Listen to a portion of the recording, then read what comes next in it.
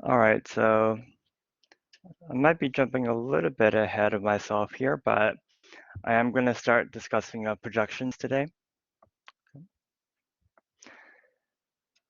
So I know that there is an exam for this class this week, and I'm not sure what that says about like how far you guys have gotten in like the material, but I know that your next homework assignment, which is due next week, starts going over projections and things related to it. So I'm going to go ahead and start talking about that today.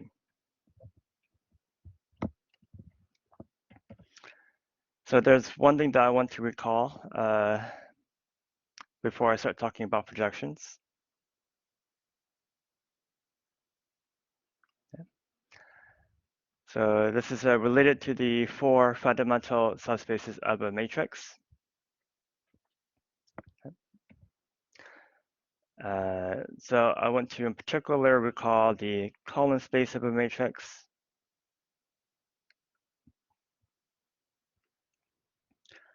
So remember the column space of A, it's equal to the span of the columns of A. Okay. But equivalently, you can also think of the column space of A as the set of all vectors B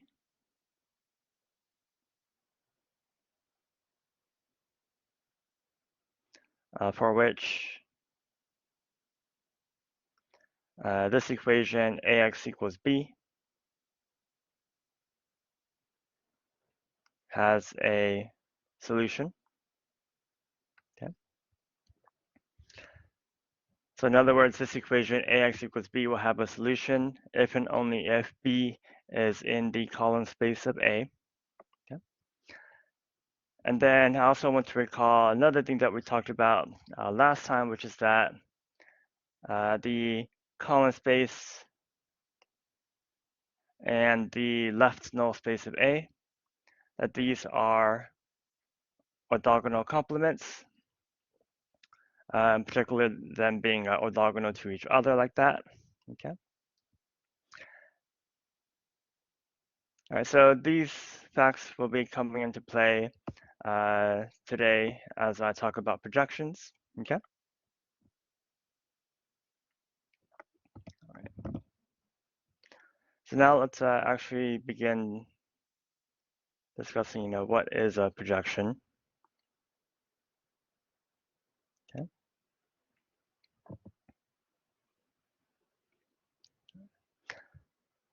Okay. So let's say that we have W, which is some subspace of some Rn. Okay. And then let's say that I have vector B, which is a vector in Rn. Okay. But not necessarily a vector in W. Okay.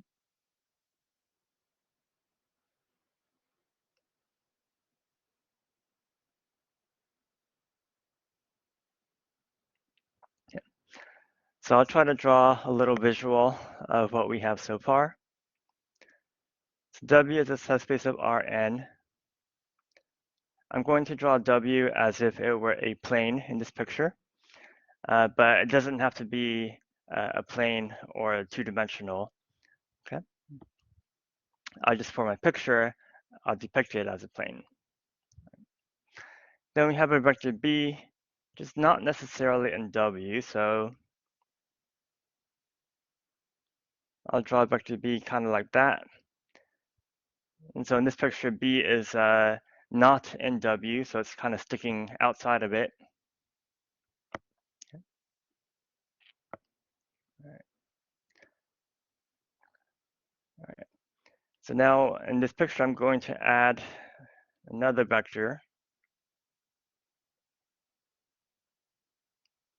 here. This vector, I'm going to call it P. And so this vector P represents the projection of vector B onto the subspace W. Okay. And what's special about this projection vector P that I've drawn here, there's kind of two noteworthy properties of it.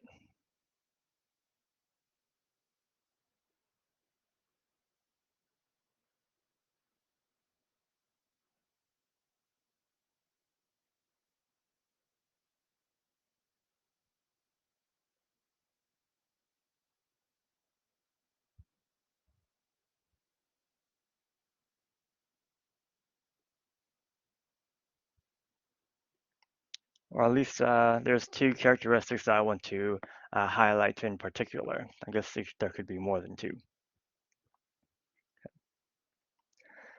All right, so first,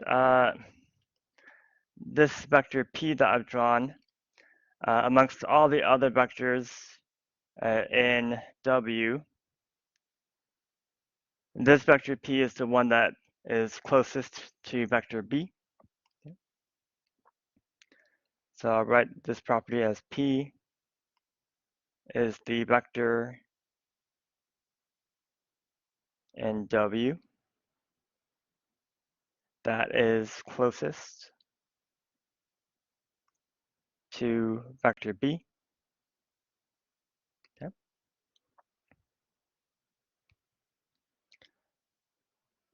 So if I were to draw like another vector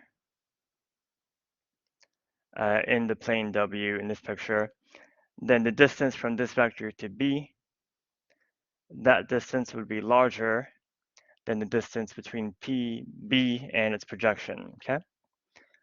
So the projection is the vector that's closest to B amongst all the vectors in W.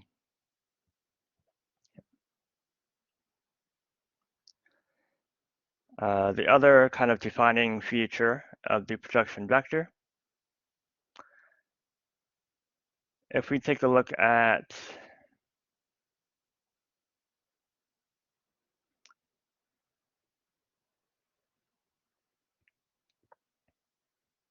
this vector here that I'm drawing, okay?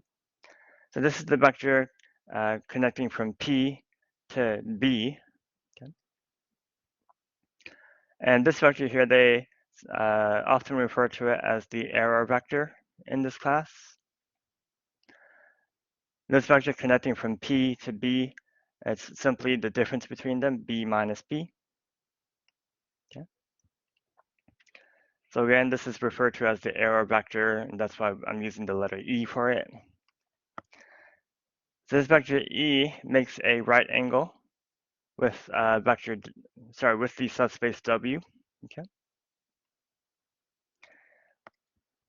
So this vector B minus P,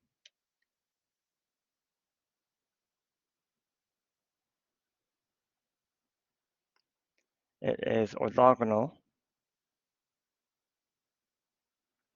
to to the subspace W. Okay. All right. So we're going to learn a little bit about how to compute the projection of a vector onto a subspace. We'll also learn about some of the applications of projections. Okay. What I'm going to do first, though, is I'm just going to consider like the simplest case right now.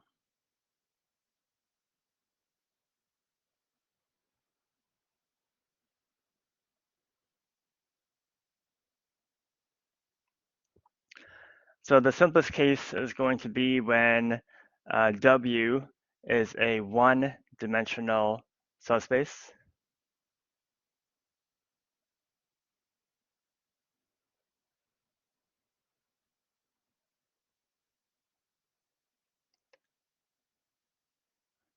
Or if you will, then we're going to consider the case where W is just a line.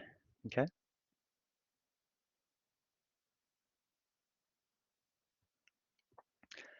So I'll kind of redraw the picture here. So now Let's say that this line is W. Then again, we've got vector B sticking out of the line, out of the subspace W.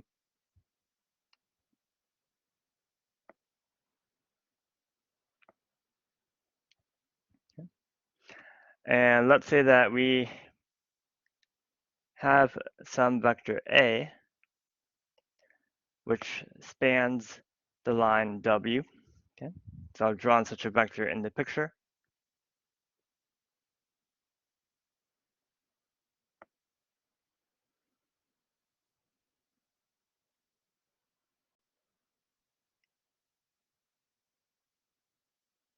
Okay, all right, and then the projection vector itself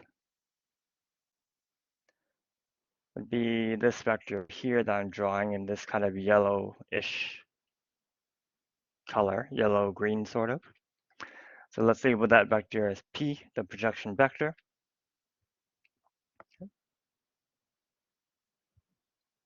All right. So I'm going to derive a formula for the projection vector. Okay. So the key to deriving a formula in this case is, let's notice that vectors A and P, since they lie along the same line, that means that they must be multiples of each other. Okay. So notice that the projection vector P must be a multiple, a scalar multiple, if you will, of vector A. Okay.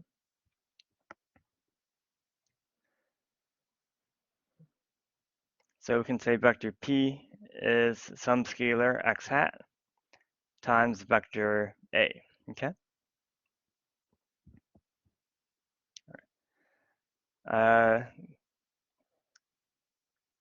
As for why I'm using this notation x hat to represent the scalar that's multiplying vector A, that's kind of related to least squares, which I'll be talking about later today.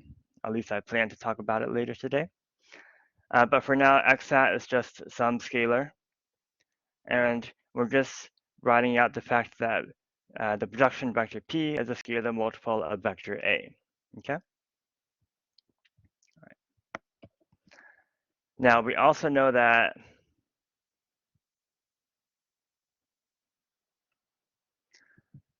this error vector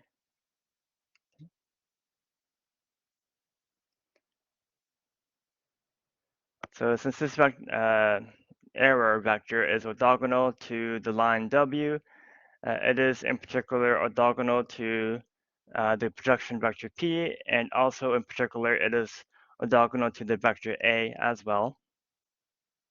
Okay.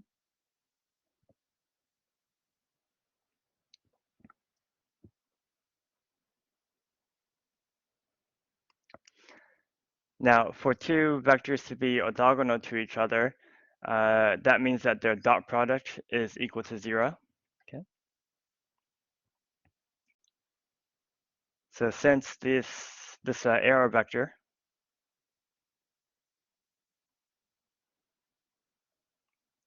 is orthogonal to vector A in particular,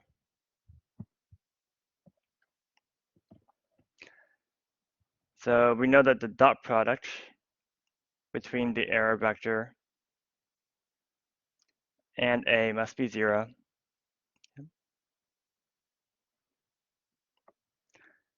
And what I'm going to do in this equation is I'm going to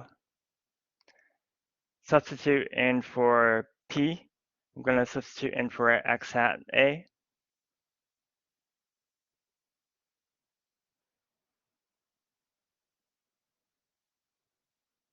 Okay. And from this equation, what we're going to be able to do is we're going to be able to solve for the scalar x hat. Okay.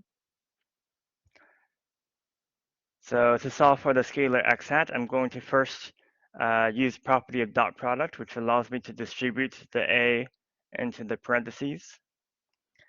So we'll get b dot a, which you can write as a dot b,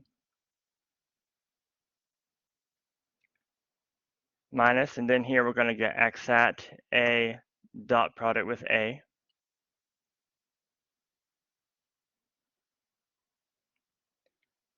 And another property of dot product is you can factor the scalar out of the dot product.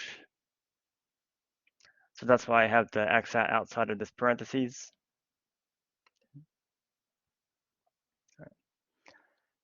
Okay, so then what we can do here is let's move the dot product to the of a and b to the other side.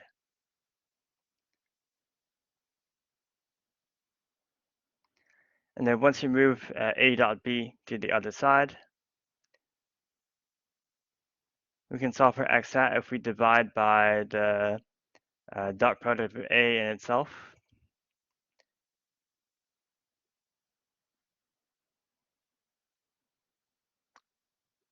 If you do those manipulations, then you'll find that x at is the dot product of a and b divided by the dot product of a with itself. Okay. And then the dot product of a with itself is equal to the magnitude of a squared. Okay. And I guess in this class, you guys tend to use double bars for norm or magnitude, so I'll do that as well. Okay.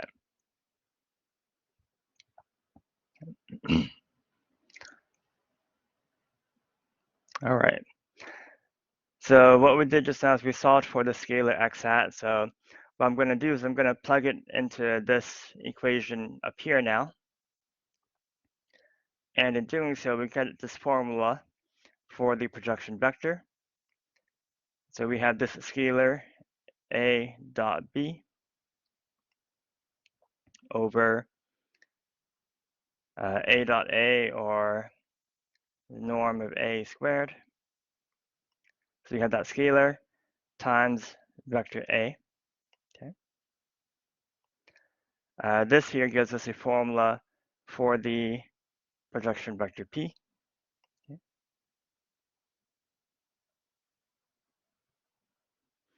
This is a formula for the projection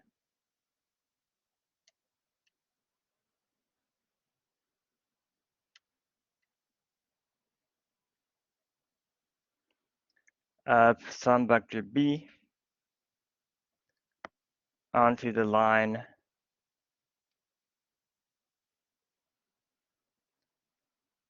spanned by some vector a.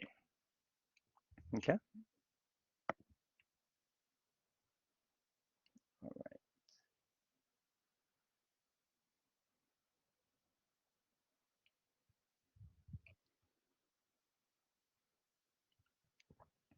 So let's just do like a quick sort of computational example, just to get used to the formula.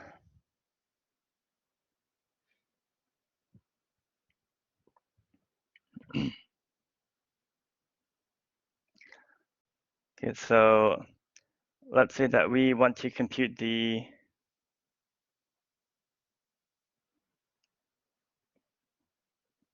projection of the vector b equal to negative 8, 6, 8. So we're going to project vector b onto the line along the vector a. And let's say a is a vector 2, 1, and 3. Okay. Okay. So the picture is pretty much exactly the same as the one that we have here. We have the vector a, which lies along some line. Okay. And then we have vector b. And we want to compute the projection of b onto this line.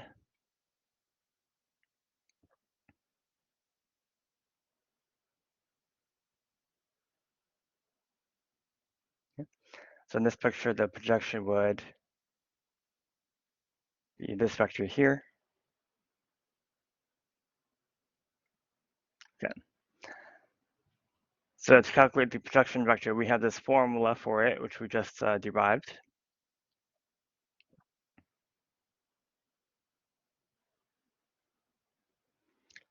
So it's the dot product of A and B over the norm of A squared, and then that, all of that times vector A, okay? Now for the dot product of A and B, so dot product would be 2 times negative 8 plus 1 times 6, and plus 3 times 8 over, and then the norm of A squared will be 2 squared plus 1 squared plus 3 squared. Okay. And remember that the norm of A would be the square root of that, but since this is the norm squared, the square gets rid of the square root, okay? So we have this scalar, and then it's multiplying vector A, 2, 1, 3. Now let's simplify what we have in the parentheses here. So negative 16 plus 6 is negative 10. Negative 10 plus 24 is 14.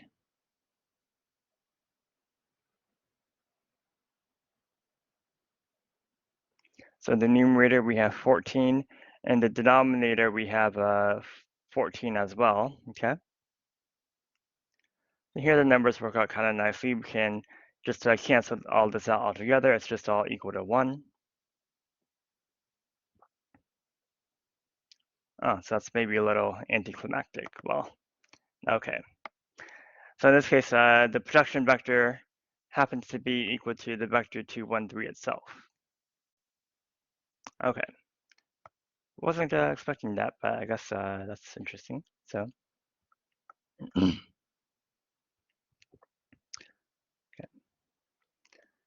So that's just a quick example of using the formula to calculate the projection of a vector onto a line.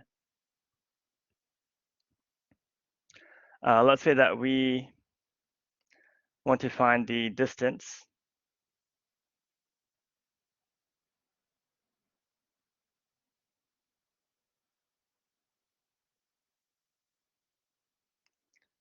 between the line and vector B. Okay. So in order to do that, okay, here the distance between the line and B, that would be referring to this length or that distance there, okay? So this distance, we could calculate it as being equal to the magnitude or the norm of the error vector, okay?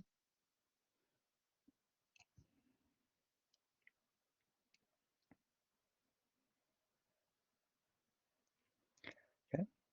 So the length or the magnitude of the error vector would give us a distance from vector B to the line.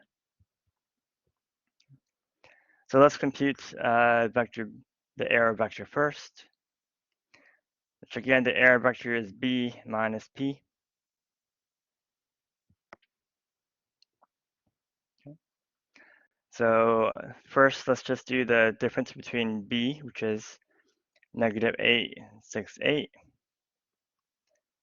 minus the projection vector P, 2, 1, 3. Okay, so P turned out to be 2, 1, 3. So here you're going to get negative 10, 5, and 5. Okay.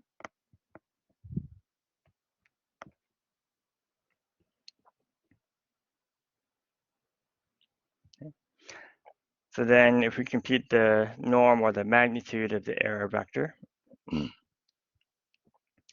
so here the norm would be the square root of -10 all squared, which would be 100, plus 5 squared, which is 25, and then plus another 5 squared. So it's going to be the square root of 150. Okay.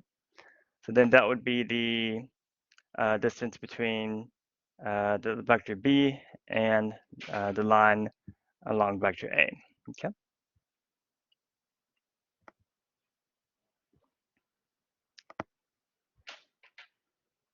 Okay.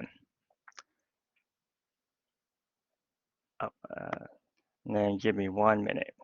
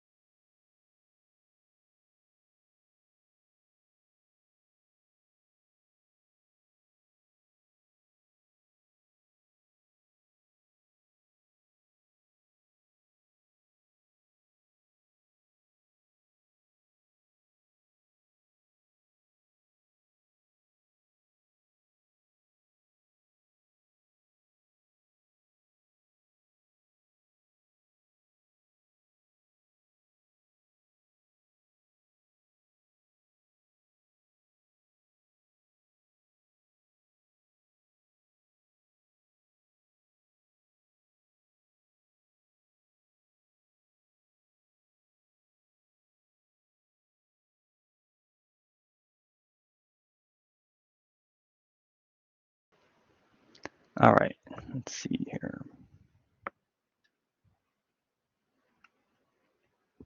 Okay, so I just, oh wait, okay. All right, so we just kind of talked about projecting a vector onto a line.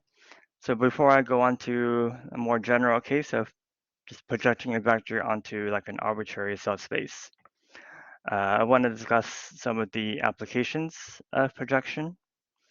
So I'm going to touch on 2 applications in particular.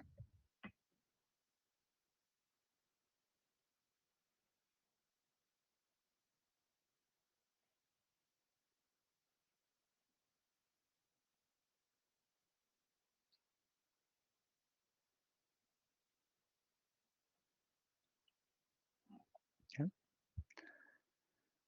So the first application of projections is going to be the Gram-Schmidt algorithm.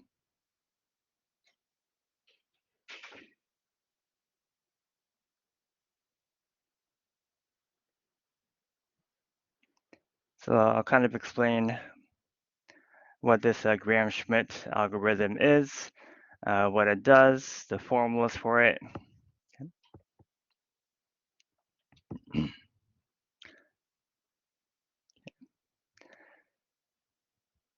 So given, let's say that you have a set of vectors.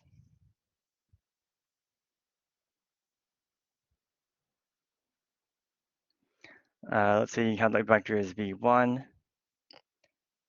v2, etc., up to like vk. What the Gram-Schmidt algorithm does is the Gram-Schmidt algorithm converts this set of vectors into a new set of vectors. So I'll abbreviate Gram-Schmidt as GS. But Gram-Schmidt produces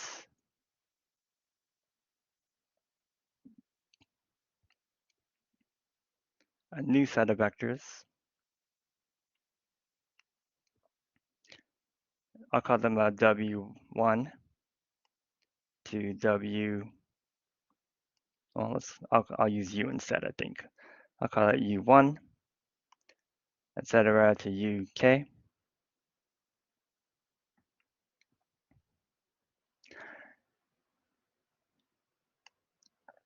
And this new set of vectors that the Gram-Schmidt procedure kind of spits out satisfies a couple properties. So the first property that this new set of vectors will satisfy is that they will share the same span as the original vectors. So a bit more specifically, though, the span of vector u1 will equal the span of vector b1. Okay. Likewise, the span of vectors u1 and u2 will be the same as the span of vectors v1 and v2, and etc. Down to the very end, where the span of all the vectors u1 through uk will equal the span of the vectors v1 through vk.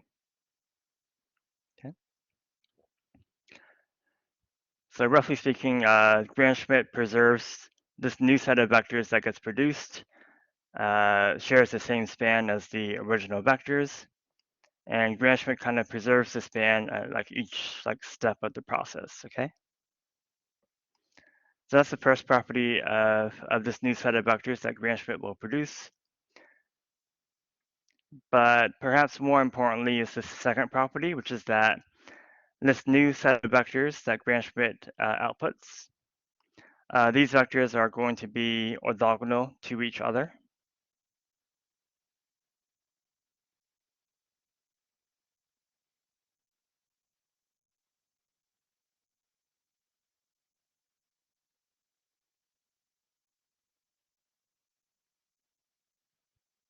Okay. So meaning that vector u1 is orthogonal to vectors u2 through uk. Likewise, u2 is orthogonal to all the other u's. Okay. Now, to say that two vectors are orthogonal, again, that means that their dot product is equal to 0.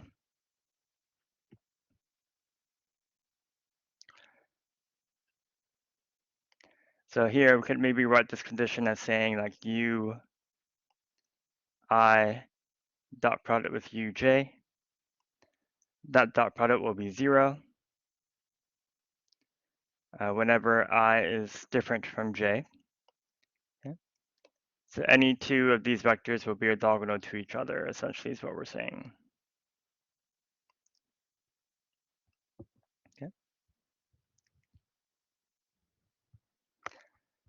So Gram-Schmidt is most often used to obtain an orthogonal basis for a given vector space. Okay.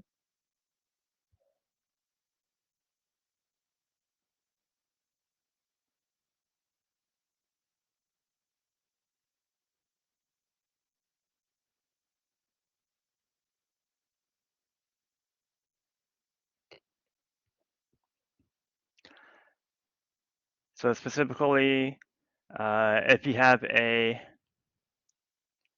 well, let's see here. Let's write it like this.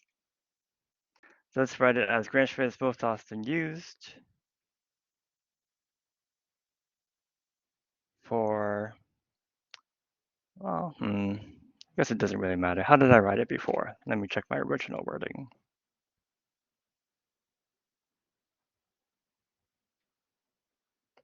Yeah, okay, that's fine. I don't need to be so picky with my wording. So Gram-Schmidt is often used as follows. So most often you'll have a basis for a given vector space.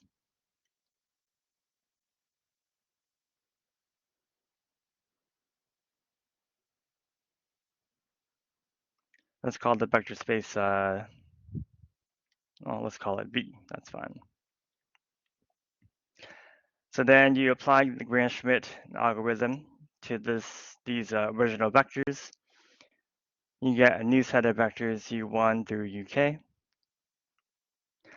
So this new set of vectors will then give you like an orthogonal basis for the space V. Okay. And orthogonal bases have certain advantages over like a non-orthogonal bases.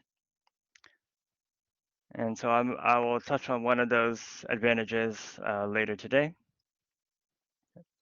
But first, let's discuss the actual details of this Gram-Schmidt algorithm, the formulas involved, and things like that.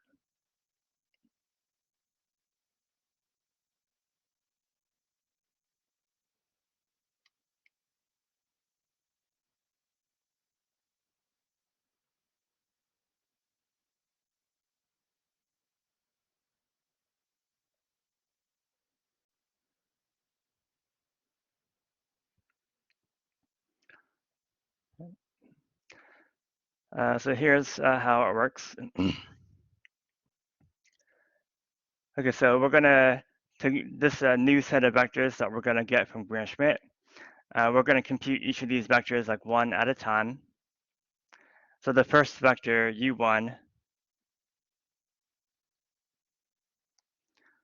will simply be the vector V1, okay?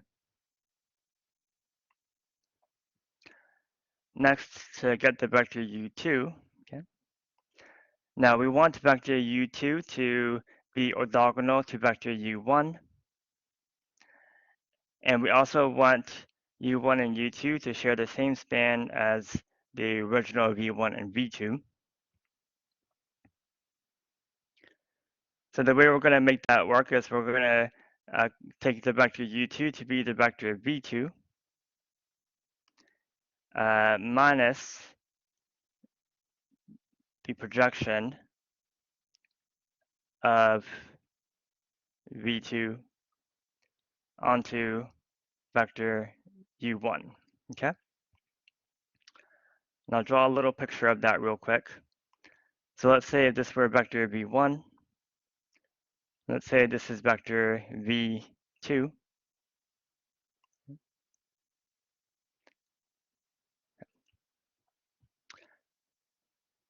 So when we do, so first we had V1 is going to be the same as U1, and then we're taking the projection of V2 onto U1, okay? And by the projection onto U1, I mean projection onto the line spanned by U1.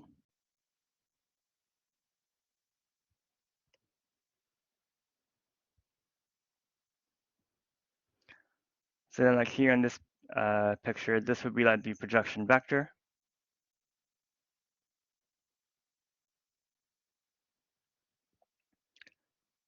And then when we do V2 minus its projection, V2 minus its projection gives us the error vector.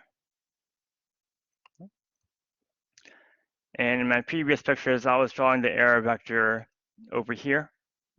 But I'll go ahead and draw it here for this picture. And remember that the error vector has this property that's going to be orthogonal to the line that you were projecting along. along, okay? So this computation here, which is just computing this error vector, this error vector is already going to be orthogonal to vector v1, or if you will, orthogonal to vector u1, okay?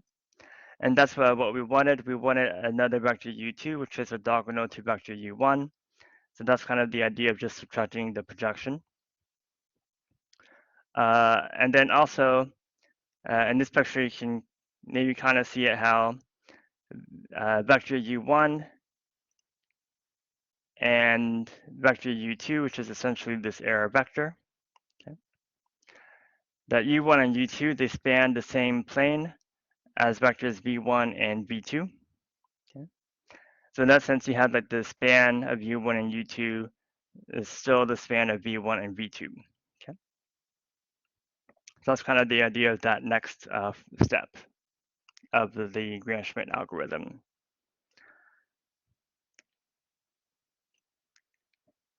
Now from there, to get the third vector u3, so it'll be similar to what we did for u2. What you're going to do is you're going to take vector v3, and you are going to subtract its projection onto u1. That will make it orthogonal to u1. And then you're also going to subtract its projection onto vector u2. And that's going to make it orthogonal to u2, okay?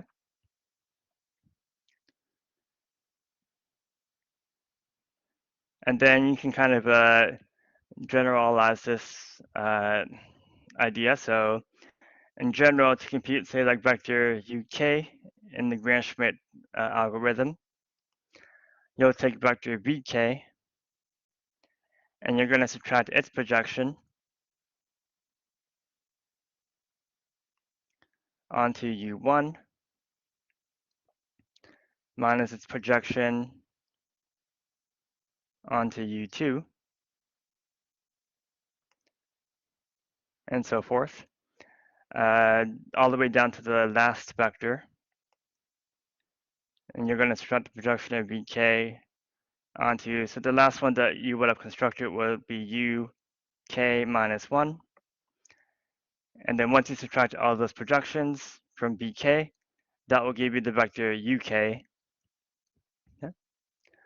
So the way these kind of formulas are set up is they're set up so that each u is orthogonal to all the previously constructed or calculated u's. Yeah. And it's also set up so that this sort of span preserving property will hold throughout, okay?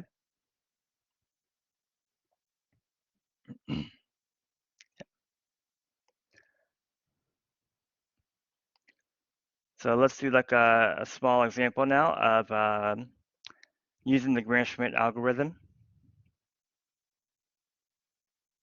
Let's come over here. Okay.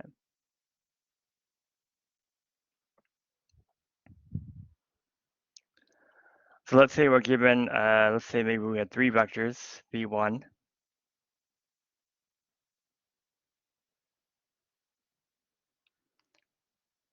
v2,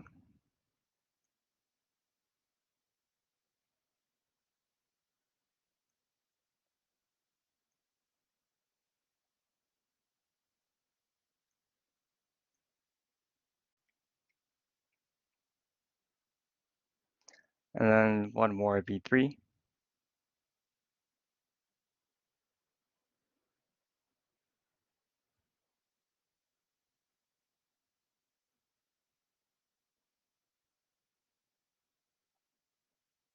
Okay.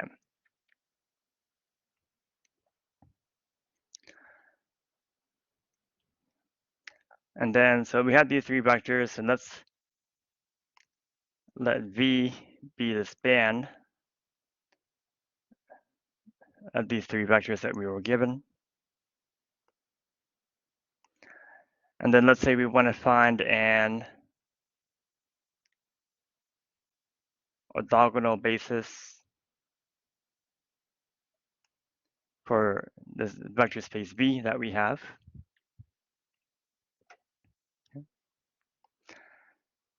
All right, so to do that, we're just going to apply Gram-Schmidt and calculate the vectors u1, u2, and u3.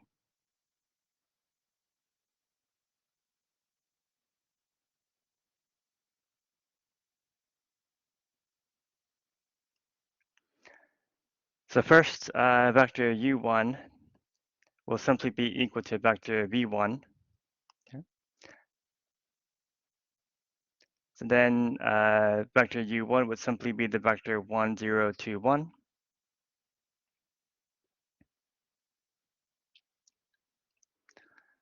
All right, next vector u2 is going to be vector v2 minus its projection. So projection of v2 onto u1. Okay.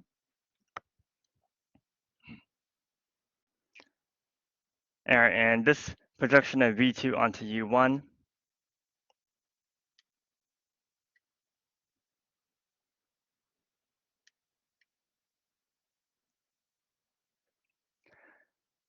okay, so then that's referring to projection of vector onto the v2 onto the line along vector u1. So we can calculate this projection using the formula that we derived kind of towards the beginning of this review. So projection of v2 onto u1, the formula, it was the dot product between the two vectors.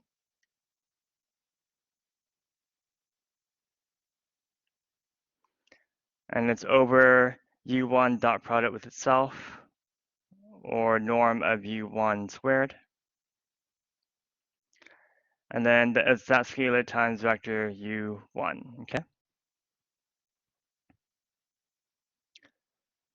All right, so we're just using the same formula that we've had over here. This was like projection of vector B onto the line along A. And what we needed right now was projection of V2 along the line spanned by U1. Okay.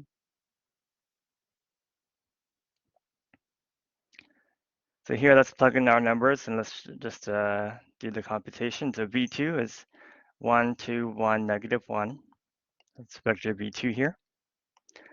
Minus.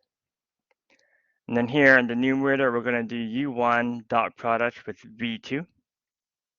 Okay. So the dot product is going to be 1 times 1 plus 0 times 2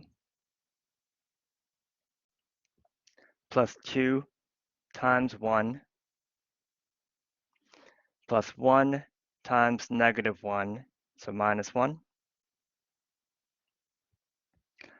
And then for the norm of u1 squared, norm squared will be 1 squared plus 0 squared plus 2 squared and plus 1 squared. Okay. That's multiplying vector u1.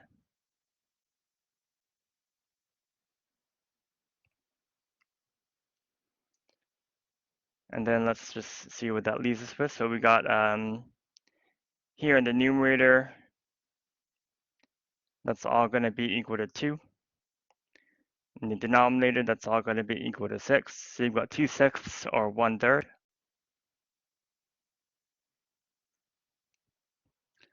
So let's just write it out one more time. So we have 1, 2, 1, negative 1. And we're going to subtract 1/3 of the vector 1, 0, 2, 1. Okay. So 1 minus 1/3 is 2/3. 2 minus 0 is 2.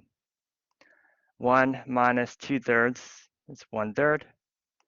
And finally, negative 1 minus 1/3 is negative 4/3. Okay. So now we have the second vector u2.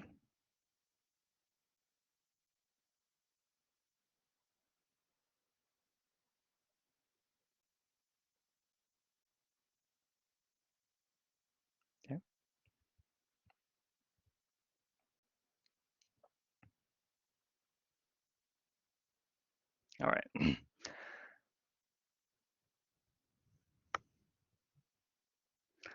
And then if you want to kind of double check your work to make sure that you didn't make any mistakes,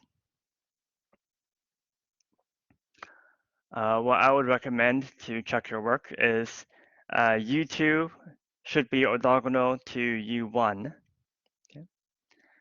So you can verify if that's the case by computing the dot product between U1 and U2 and checking that the dot product is equal to 0. If the dot product equals 0, that means you're good. If the dot product is not 0, then you made a mistake somewhere, okay? Here, the dot product does appear to be equal to 0 if you do U1 dot U2. So everything looks good so far.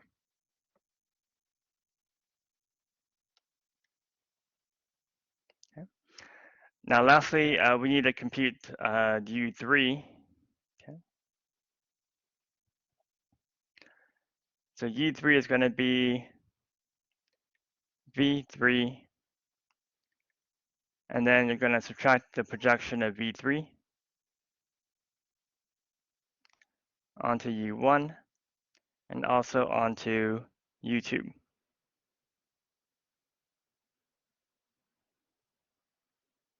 Okay.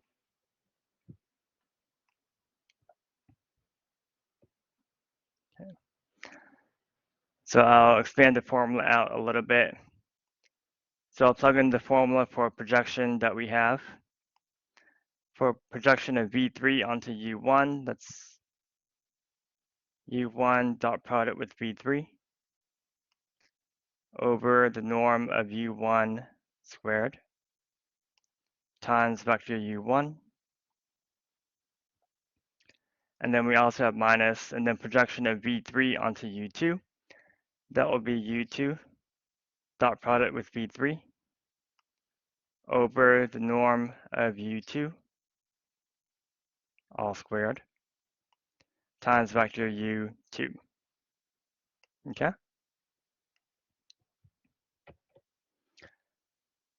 All right.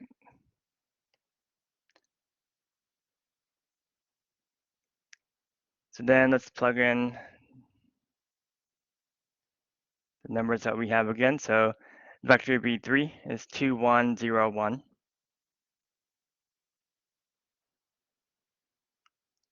Okay. Here we have vector U1 dot product with V3. So here's U1, we're going to do dot product with V3. So that's going to be 1 times 2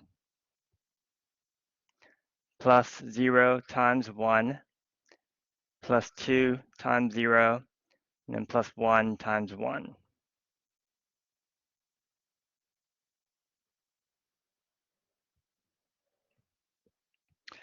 The norm of U1 squared, 1 squared plus 0 squared plus 2 squared plus 1 squared. Okay. So we had all of that times vector U1, which is 1, 0, 2, 1. Then we also have minus, and here's where we'll get a little bit messy.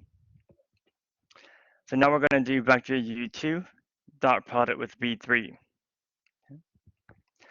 So here's U2, here's V3. So the dot product between them will be 2 times 2/3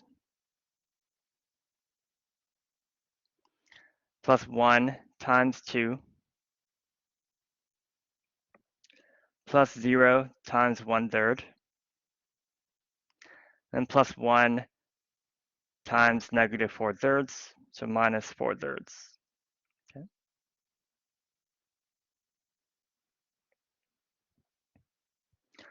And then we're going to divide by the magnitude of U2 all squared. So that's going to be 2/3 squared, which is 4/9, plus 2 squared, which is 4, plus 1/3 squared, which is 1/9, and plus negative 4/3 all squared, that would be plus 16 over 9. Okay. So all of that, and then still multiplying back to U2. So multiplying back to 2/3, 2, 1/3, and negative 4/3. Okay.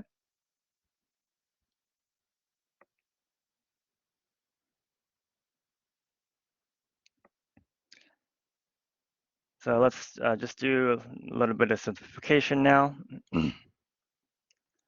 So we have 2, 1, 0, 1 minus. Here we had 3 over 6, which is 1/2 of 1, 0, 2, 1.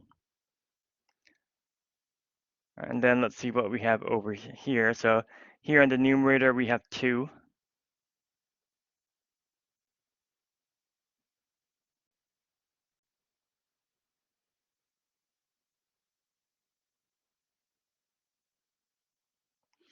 And the denominator, let's see what we have. So 4 is, let's give it a common denominator, 36 over 9. So we get 40, 41, and then 41 plus 16 is 57. So I'm getting 57 over 9 in the denominator. So let's maybe simplify that to be maybe 18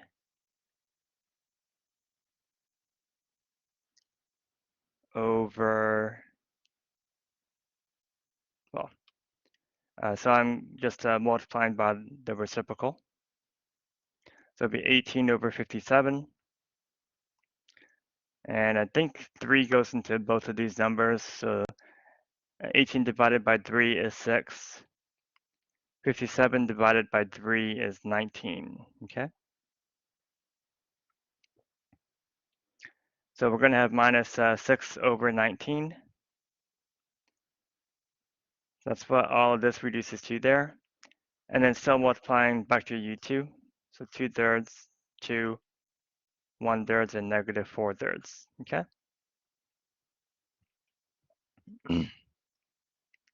Okay.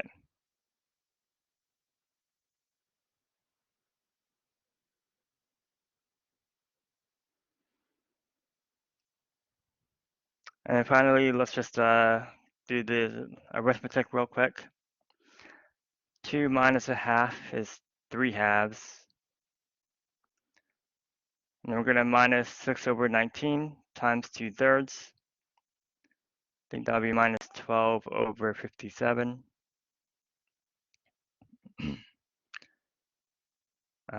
So 171 minus 24.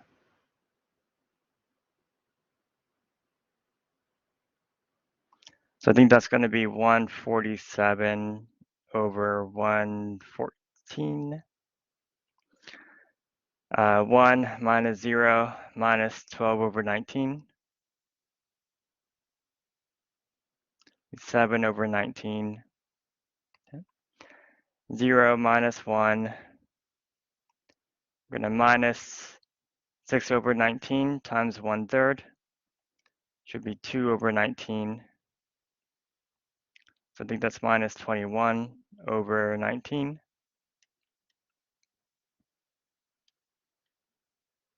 All right, and lastly, 1 minus 1/2. Here it's going to be a double minus, so it's going to be a plus. And then 6 over 19 times 4/3 be 8 over 19. So 19 plus 16 is 35 over 38. Okay. So then that should give us the vector U3. So if I made no arithmetic mistakes, which I might have, but it's not a big deal, I guess, for the review. All right, so then this third vector U3 should be orthogonal to both U1 and U2. And then these three vectors together should be an orthogonal basis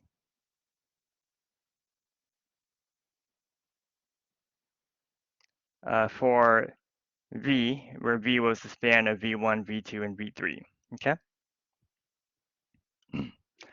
So Gram-Schmidt can get a little bit messy, as you can see, just because the formulas are a little bit complicated, and they will tend to produce lots of fractions, okay?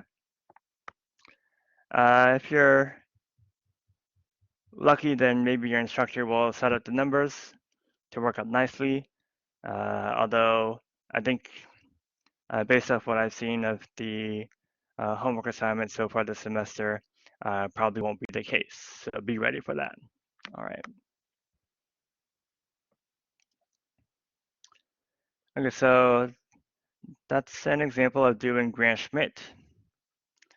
So again, what Gram-Schmidt does is it takes some collection of vectors and it produces a new collection of vectors which shares the same span as the original, but is also going to be orthogonal, okay?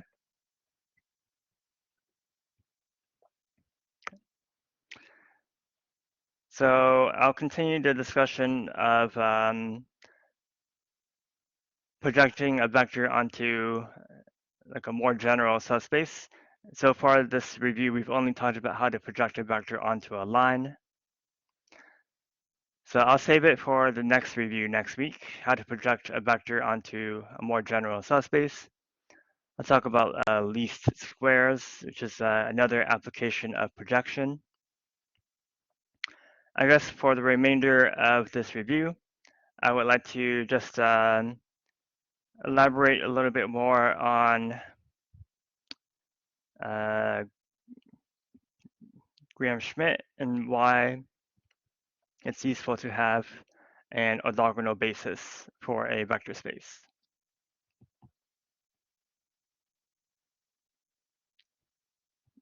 So that's what I'll end the review with today, okay?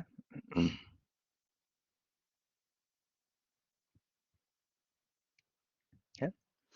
So as we kind of illustrated with the example, and as we've talked about over here, Gram-Schmidt is most often used to obtain an orthogonal basis for a given vector space.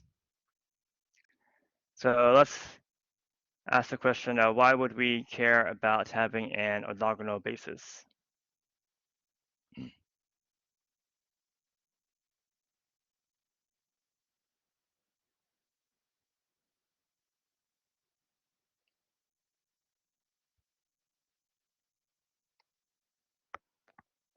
Okay.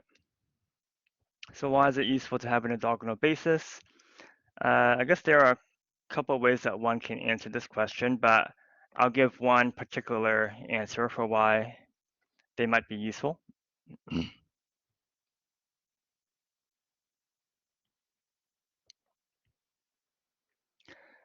So let's suppose that we have some basis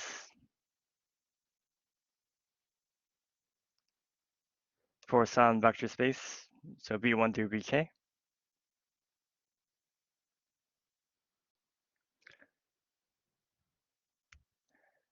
And then let's say that we have some vector b, which is also a vector in V right now, okay? So a question that I guess we are often interested in, we've seen this question a lot in this class this semester so far. But let's say we were interested in how to express B as a linear combination of V1 through Vk.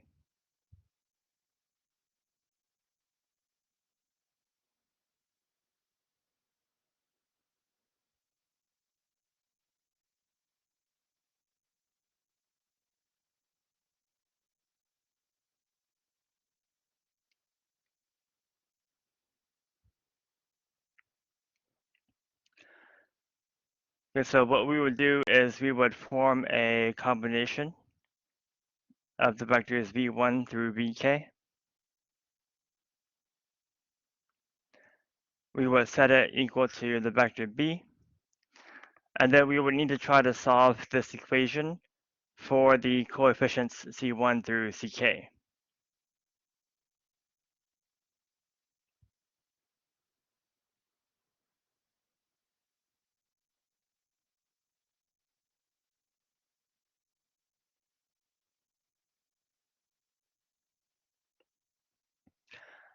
And this will typically involve a system of equations and having to perform elimination on that system of equations, reducing to row echelon form and then back substituting, or maybe reducing all the way to the reduced row echelon form. Okay, that will kind of be the process of solving for these coefficients C1 through CK.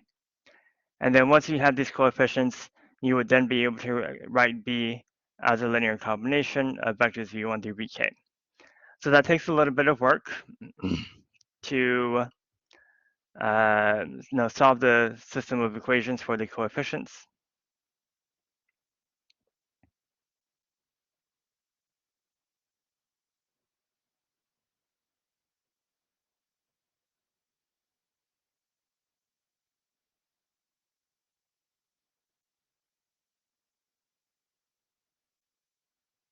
Okay. Now, however, though, let's say that we have an orthogonal basis and we want to do the same thing.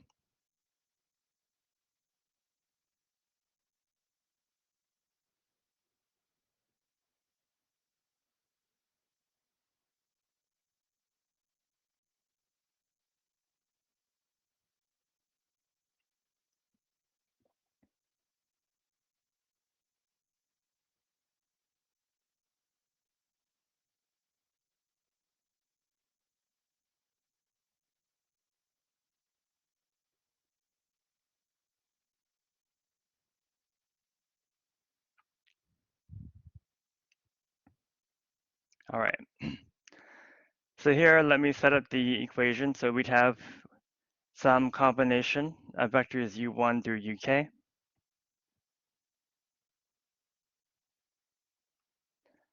We would set this combination equal to vector b. Okay.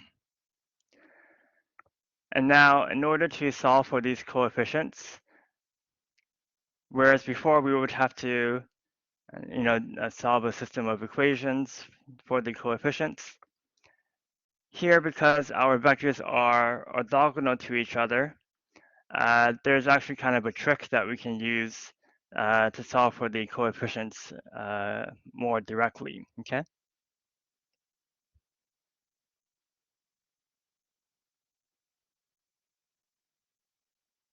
I'll call it a trick, but maybe I'll put quotes around that.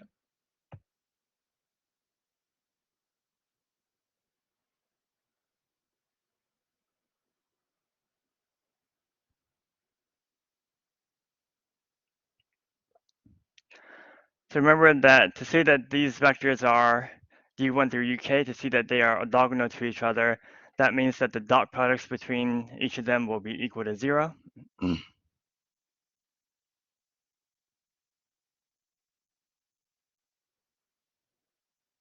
So that vector ui dot product with vector uj will equal 0 when I is different from j. Okay. So I'm going to try to exploit this property, but so what I'm going to do is I'm going to take this equation and I'm going to dot product both sides of this equation.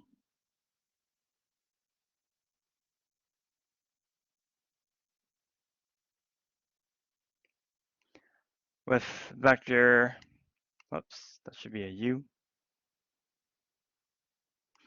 So I'm going to dot product both sides of the equation by vector ui. Okay, so I'll just apply the dot product to both sides, dot product with ui. Now here, when we distribute the dot product with ui to each term, okay, all of those dot products are going to become 0, okay, because the vectors u1 through uk are orthogonal. The only term that does not become 0 is when we do the dot product of ui with itself. So the only non-zero term on the left will be ci ui dot product with itself. Okay. All the other dot products would become 0 because of the orthogonality of the vectors.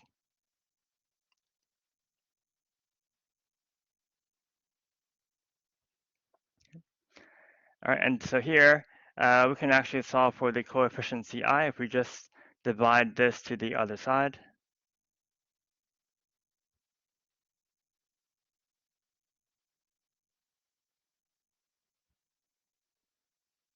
Okay. And vector ui dot product with itself. That's equivalent to the norm or the magnitude of ui getting squared. Okay.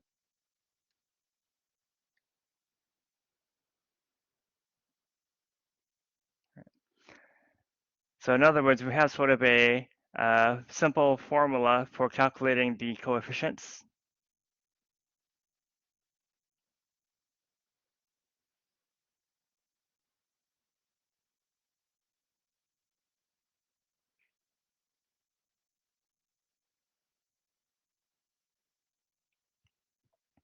So if you're given like orthogonal vectors and you want to express a vector as a linear combination of them, instead of having to solve a system of equations like you would normally have to do, you can just use this formula to calculate all the coefficients.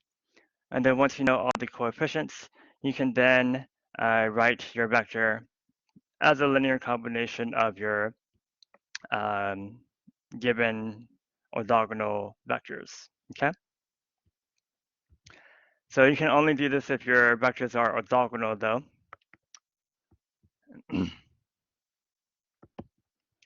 And then here, I'll maybe just make one final observation and that'll end today's review. And I'll continue this whole topic related to projections next time.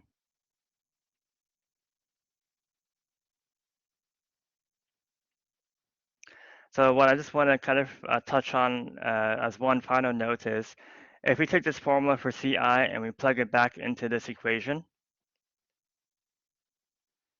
this is going to read as B equals C1, which is B dot product with U1, or the order doesn't matter, so I'll write it as U1 dot product with B. And then it'll be over the norm of U1 all squared times vector U1. And then it'll be the same thing with U2. And so forth.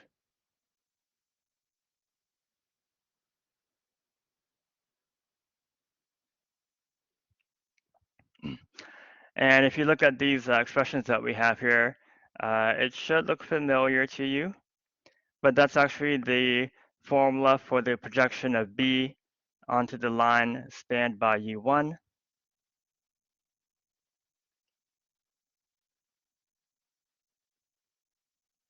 Or if you will, this would be the projection of B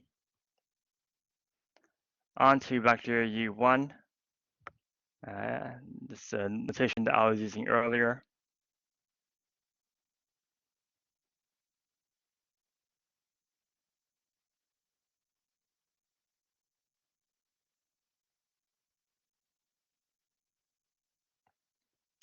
So then likewise, this is just a projection of B onto the line spanned by U2 and so forth. So what we're really saying here is that to express B as a linear combination of these orthogonal vectors, you would really just express B as a sum of its projections onto each of the orthogonal basis vectors. Okay.